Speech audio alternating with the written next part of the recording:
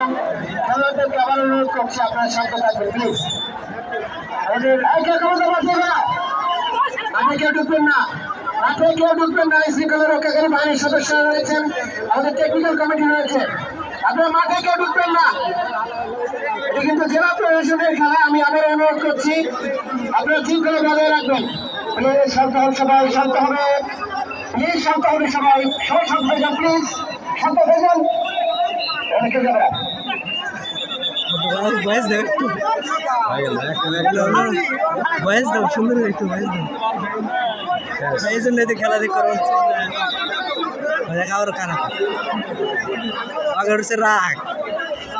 খেলোয়াড়রা সংযত থাকুন প্লিজ, খেলোয়াড়রা সংযত থাকুন। আমাদের চারদিকেই আমাদের ক্যামেরা চলমান, ক্যামেরা কিন্তু চারদিকে চলমান। প্লিজ দয়া করে কেউ নিজের কাছে দোষ নেবেন না প্লিজ, চারদিকে ক্যামেরা চলমান। আমরা খেলোয়াড়দেরকে সংযত থাকবার জন্য